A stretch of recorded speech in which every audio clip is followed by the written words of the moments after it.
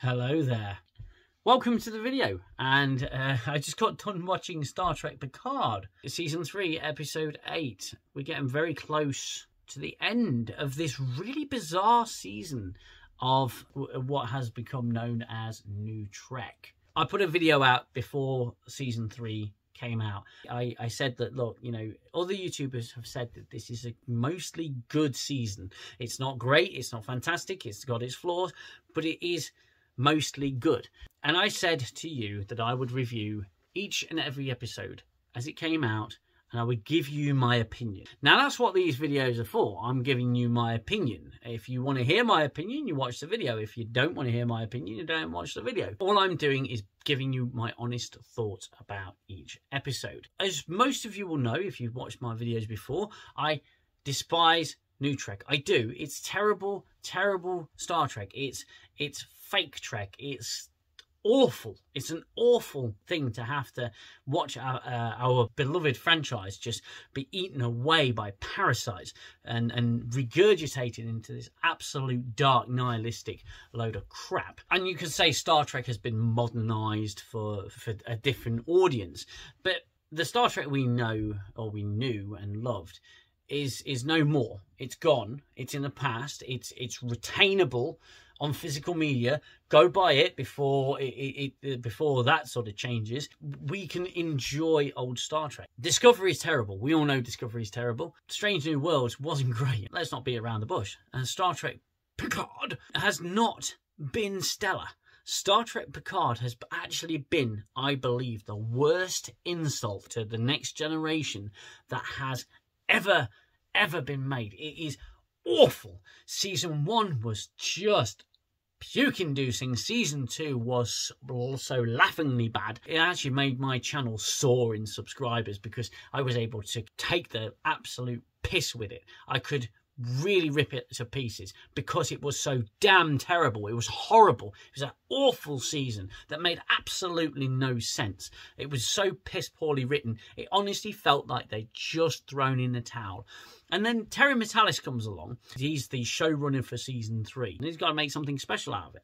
As I've said, these are my opinions. I'm reviewing each episode by episode, as they come out. I didn't get special access to watch the entire season, nor would I want to watch it that way. I think that can cloud your judgment, as I've said in previous videos. I've said the last episode was a pile of crap, because it failed on so many levels. There was barely anything entertaining about it. There was barely any decent, good quality writing.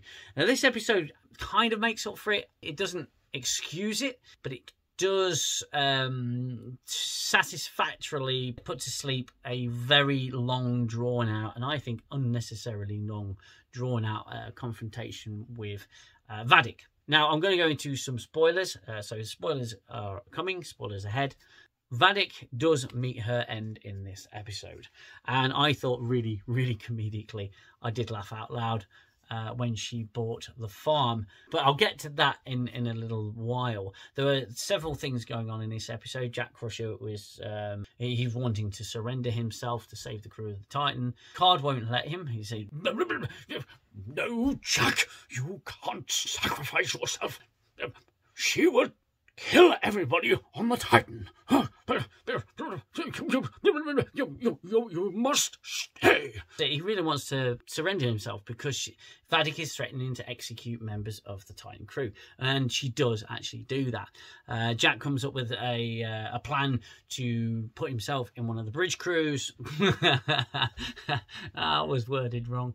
Jack comes up with a plan to possess, I suppose, one of the crew members on the bridge and input a code. That fails. Vadic finds out. She goes through a random sort of selection to execute some of the Titan bridge crew, and she ends up executing the bold Vulcan Tirana.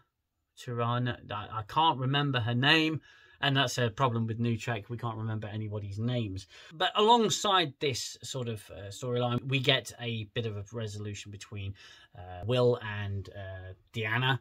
They sort of talk out what's been going on. Deanna sense a change in Will and the way he's thinking. That sort of folds everything relatively neatly on the bed for those two and their marital problems. But they're rescued by Worf, who boards the Shrieking Shriek, and he does shriek. The foghorn in space is still there, and that's a massive new Trek trope. And they've got to ditch that, because we don't need foghorns in space to represent how bad a ship is or how evil the ship is. There is one plot point that bleeds into the Vadic plot point, and that's how they managed to retake the ship, and that is a battle of wits between Data and Lore.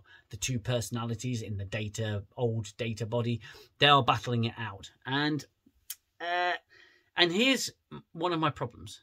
Okay, last episode was shockingly bad because they filled it out with so much unnecessary crap. I personally would have preferred to see in this episode and part of the previous episode, in fact you could have left it on a cliffhanger, to have seen more of the Data Lore interaction. Now we have had a lot of that in the past, and it's unnecessary to drag it out too long, or is it completely unnecessary to have the Data Lore problem? But if you're going to do it, don't make it a little 7 minutes in the entire episode, the face-off between Data and Lore. You could extend that and make it so much more satisfying. And screw the Vadic story. I would much prefer to have seen more interaction between Data and Lore. Data prevails anyway, and he's able to regain control of the ship. To which there was one thing I actually was I nearly forgot. When Data's retaking the ship, he's definitely a different kind of Data. He's got Data and Lore and B4 and all these personalities, and he's formed a new consciousness for him, and he is a very different Data. So much so he swears, and he's comedic, and he's almost not a Star Trek character. He's more of a quipping android at this point.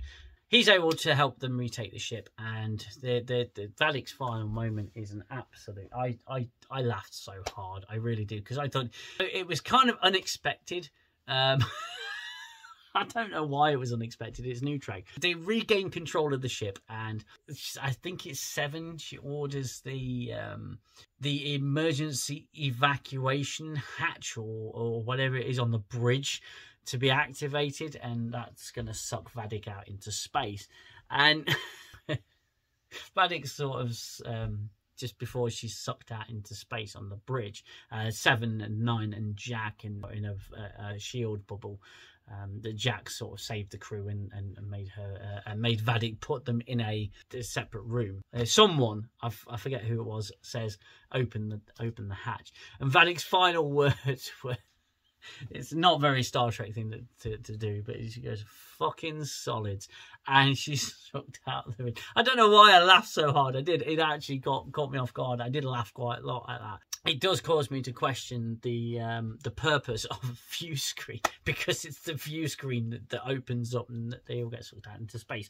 It would seem to me that the Bridge of the Titan has an anti-bridge crew execution device. It's just a view screen just splits and then opens up, and they're all sucked out into space. And then it closes again. I don't know what the purpose of that is. Maybe they just thought it was cool, but I can't imagine, unless they've landed on an alien planet or something like that, and there's a fire, they need to suddenly get out of the bridge, because this is a starship. The bridge hatch opens up, everybody's dead. You know, it's a case of everybody's dead, Dave. You know, everybody on the bridge will perish. I don't really understand the purpose of that. To me, it was a bit of levity. It was a bit of fun. And seeing Vadic sort of freeze in space and then hit her own ship and shatter, it was quite amusing to see. They destroyed the Shrike because now got the magical power that they didn't have for the previous 4 or 5 episodes to destroy the Shrike. They just seem to have all these weapons now to destroy this ship. Picard's body is on the Shrike as well, so presumably what's left of Picard's body is now destroyed, unless they brought it with them. I don't recall them saying they were going to bring it with them. They left Picard's body on the Shrike. That's now gone. It's now destroyed. So a theory that I had, that they were going to somehow undo the Picard android thing probably won't happen now. I'm not sure how it would have happened. It may have been supremely contrived. There was a lot to digest in this episode, and the Jack with the Red Door story, it was teased again, but the episode ends with him and Troy, who's counselling him and being all empathic with him. They choose to go through the door. That's where the episode ends. The reason I've got a purple light is because the episode was not as bad as the previous week's episode, but the episode was not great. There were some great moments and some touching moments. We do see a crew briefing with the Next Generation crew in a new Trek setting, which is really dark and you can't obviously see anything. It was just okay. It wasn't good, it was just okay, and it was a band-aid to the previous episode. And I didn't, although there was some parts in it I liked, ultimately I wasn't getting that episode 6 feeling that I felt during episode 6. The series so far has been mostly good. It's been mostly good. And I know that some people are frustrated with this season because they feel that it's a draw to get people to like New Trek, and that's the reason that New Trek's been... Kurtzman's been re-signed for more Star Trek. But we know for a fact that Discovery Season 5 is going to suck, and nothing is really going to change. I think about it this way. It's kind of nice to have just one shimmering, slightly flawed pearl in a sea of bullshit. Is this going to be a truly fitting end to the Next Generation? I don't think people will widely accept it as a nice finish for the Next Generation. I think a lot of people have probably bookended All Good Things and said, right, after All Good Things, the Next Generation, it got its ending. That was a perfect ending. And I completely agree. The Next Generation had its ending and it was perfect.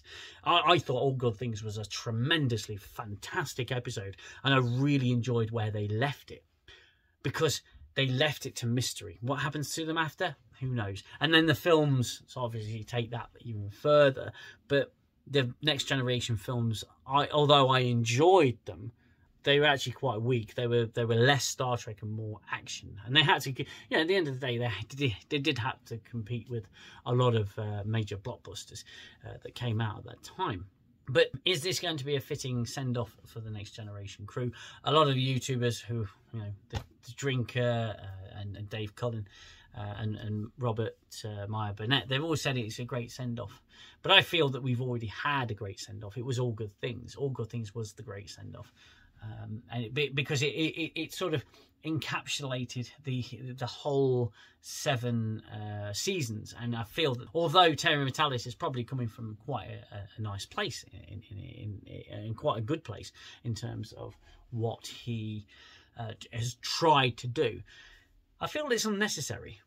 I don't feel the need to know what happens with these characters and what some new writer comes in and decides. If it had been Rick Berman, Ira Stephen Bear, Jerry Taylor, and all of these fantastic people who gave us this, and they were doing a reunion season, then I feel that they may have treated it with a bit more love. But for the most part, it's not been a bad show. This episode, though, it was mostly okay. It wasn't like I said, it wasn't as bad as the previous episode. Now I'm obviously got 2 more episodes to go with Star Trek Picard. Those reviews will be out at normal times. I am releasing a couple of impressions videos. I've got 4. I've released 1 so far. It's just compilations of my Star Trek Picard, Old Man Picard impressions and stuff like that. So if you haven't already checked that out, please check that out. And there'll be more on the way. I'll be releasing those. I know that we're getting a season 2 of Strange New Worlds and a season 5 of Discovery, and you can bet your bottom dollar I'm going to be reviewing those episodes. I've tried to be fair, and I have tried to be fair to New Trek in the past. Those 2 shows, though, have not sat particularly well with me. Discovery certainly left an extremely bad taste in my mouth. I just want to say thank you for watching my reviews. No matter what your opinions, it's always nice to have you come by and leave your opinions in the comments. And I'm hoping that we can all have a discussion about what this season is. Is it good? Is it bad? And I think I'm going to be doing a live stream very, very, very soon to discuss what people like about it and what people don't like about it. So I'm hoping that you'll join me for that. Don't forget to hit that subscribe button if you want to see more of the content like this and you're enjoying my videos. Then hit those like buttons as you're watching them. That would really help me out. Leave a comment if you'd like to say something about the episode. Until the next video, you take care of yourselves. You take care of each other. Bye bye for now. I need the silence, stop the violence of the war in my head. Time's the healer, the eraser of all done and said. And as I fall back to my shelter, I know I'll only find peace in your smile.